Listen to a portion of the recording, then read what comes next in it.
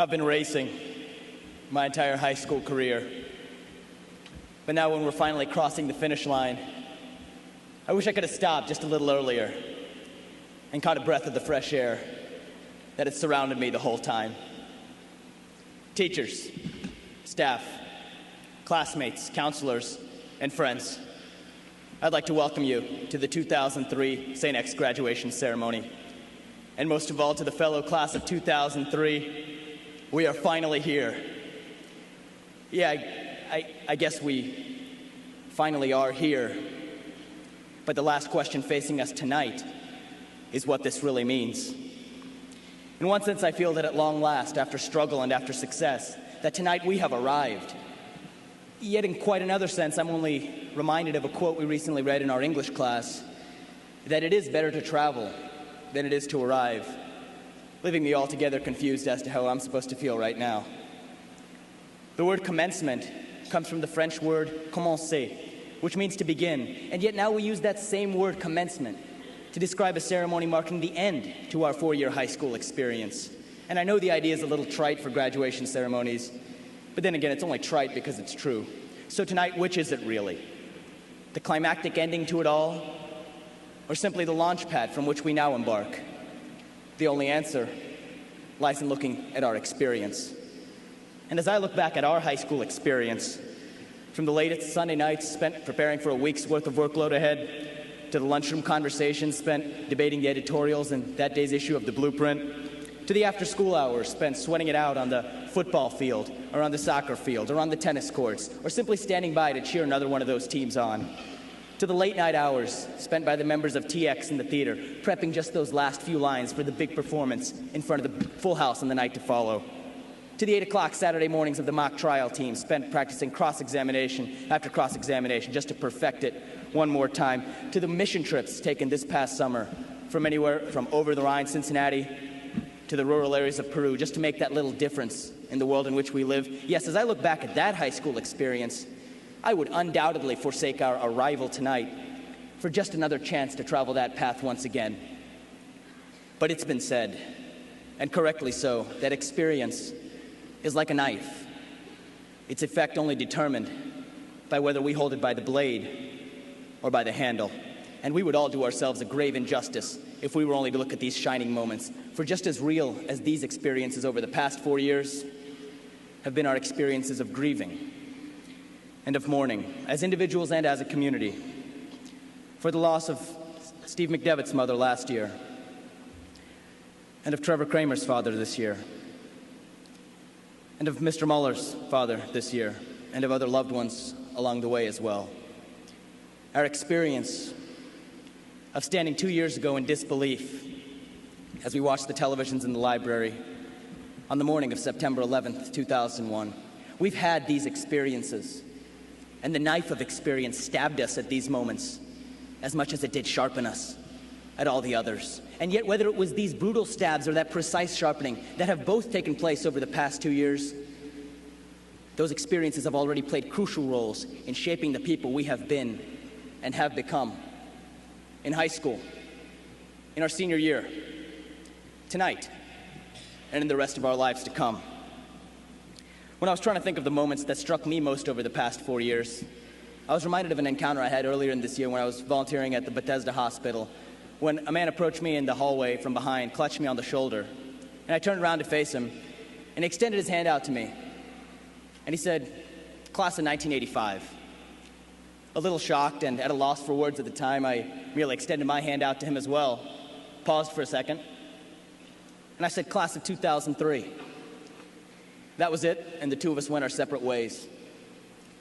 But as I turned around and walked away that day, and as I now turn around and look back at the time that's passed since then, I realized that when that man said class of 1985, he meant a lot more than just the date on which he graduated. For him, the words class of 1985 included all of the experiences he had had with friends, with classmates, with his teachers, and with himself over the 4 years that he had spent at St. X. Something more than a symbol that was stitched on his class jacket. Something more than a phrase printed at the top of his program at graduation. Tonight, 18 years later, the situation is still about the same. Tonight, as we graduate, our potentially mindless response, class of 2003, takes on a whole new meaning, one that comes to collectively include the 4 years preceding it, more than just this graduation we've all been working toward. So 18 years from now, when we look someone in the eye and say that we were class of 2003 at St. X, what will that mean? What will we remember when we say that we were class of 2003? We might remember that we were yet another class to have the greatest number of national merit finalists in the state of Ohio. We might remember that our cross-country team won its second state championship when we were sophomores. We might remember our state run in football last year, the trip that many of us made to Canton, Ohio, and the bittersweet moment of ending up as runners-up. We might remember that we were the senior class when our swim team won its 25th state championship. Or we might remember that the best recognition our school could give for that 25th state title was an optional fifth period lunchtime ceremony. We might remember any and all of those things 18 years from now. But when we say class of 2003, I doubt it'll be any of those things that'll first come to mind. And I think that for each of us, it'll be something different. But I also think that even as early as tonight, we can all pretty accurately predict what that'll be, no matter how far ahead we look. I know that one of the things I'll remember forever will be one of my first experiences as a non-Catholic Hindu at St. X, where at the Mass of the Holy Spirit our freshman year, I hopelessly and desperately looked around at all the fellow students to see what they were doing, sitting up and standing down at all the wrong times. You know, I was half pretending to sing along to the songs I really didn't know, and I'll remember how that all changed as the years passed. But if I'm to remember that experience 18 years from now, then I'll also be sure to remember my experience in my sophomore religion class, when I was exposed for the first time not only to the ideas of a Catholic school, but to the ideas of my peers, and eventually, of myself.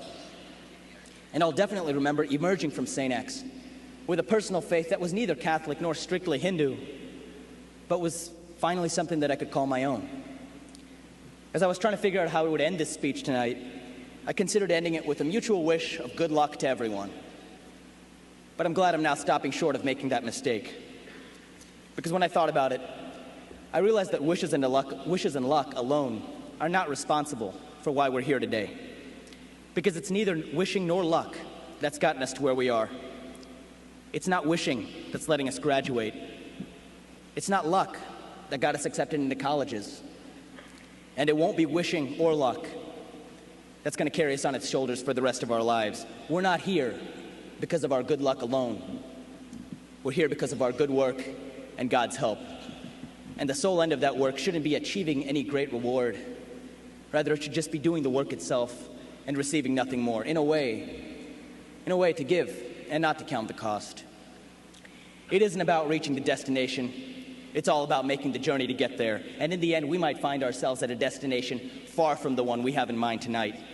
And so tonight, we find that this graduation, this commencement, is neither an end nor is it a beginning, but is simply another step on the journey along which we embarked long ago.